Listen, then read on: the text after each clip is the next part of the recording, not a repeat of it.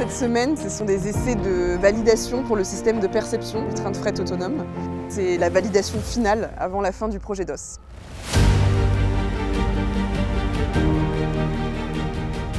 Le projet DOS n'est pas parti d'une feuille blanche, il a pris la suite d'un projet qui s'appelait TAS, avec les mêmes partenaires, donc SNCF, Systra, Alstom et l'IRT System X. Et donc l'objectif, c'était de reprendre les travaux sur la lecture de la signalisation latérale et de commencer vraiment les travaux sur la détection des obstacles pour fournir un système implémenté à bord du prototype train de fret autonome. C'est 4 partenaires avec des manières de fonctionner parfois très différentes. C'est aussi ce qui fait la richesse du projet. Entre la vision d'un industriel qui pense tout de suite à un système embarqué qui fonctionne sur site, et puis la vision des chercheurs qui vont plus être dans l'exploration de nouvelles méthodologies, on est à la croisée de 2 manières de fonctionner qui ont permis justement de travailler ces 2 axes dans le projet.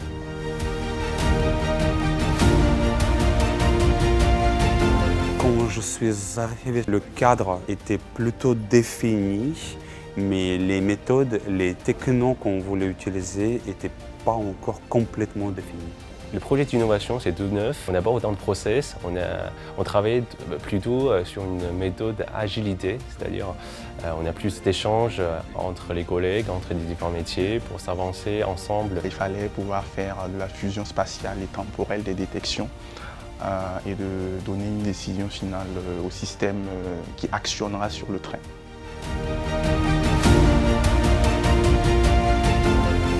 Acquérir des données, parce que ça c'est un élément clé dans le projet. On a besoin de données et on s'est vraiment rendu compte de l'importance d'avoir des données variées pour pouvoir qualifier le système. On n'a pas de support, on n'a pas de référents techniques qui sont là pour nous expliquer tout.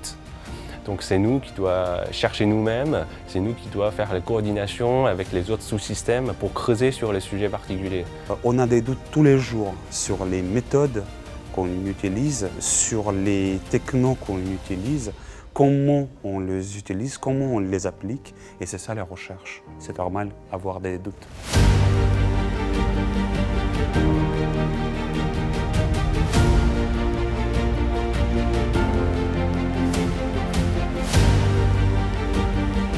Avant, on a beaucoup cogité, on a pensé à plein de choses, ça marche sur le papier, ça marche en laboratoire, en milieu idéal, etc. Les essais, on va aller vraiment sur le terrain et c'est là où on a plein de problèmes. Tous nos essais trains sont des moments très importants. Je pense que c'est bien de faire des essais au labo, mais ensuite c'est pratique, c'est palpable de mettre nos softs sur le vrai train et voir si ça marche ou pas. Quand on arrive à faire fonctionner sur train, même hors essai, en faisant des tests, pour voir si on arrive à faire tourner tous les algorithmes en même temps, là, super, on est content.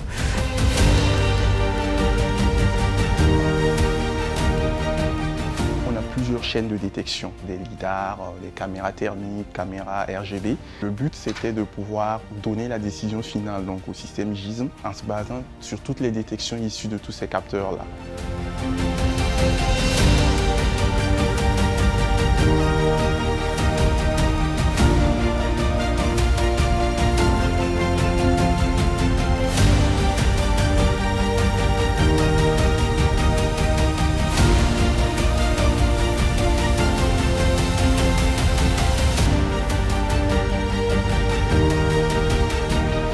Le système EDO a détecté le mannequin et a envoyé le message au système qui a fait freiner le train automatiquement.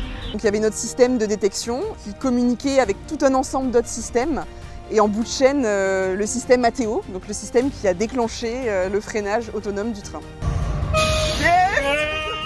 Oui, le train autonome a bien freiné tout seul devant un obstacle parce qu'il l'avait détecté.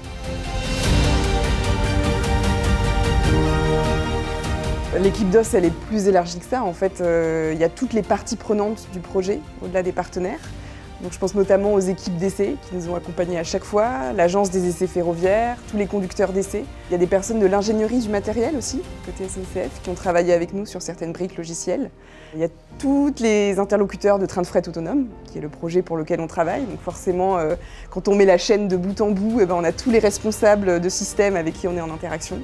Et puis il y a SNCF Réseau, donc énormément d'interlocuteurs. En conclusion, on a démontré la faisabilité technique de la détection d'obstacles. Ça va alimenter toute la suite des travaux et aussi la préparation du dossier de sécurité pour le train autonome. À 5-10 ans, lorsque je monterai dans un train autonome, je pourrais me dire que d'une certaine façon, j'ai contribué à mettre en place le système.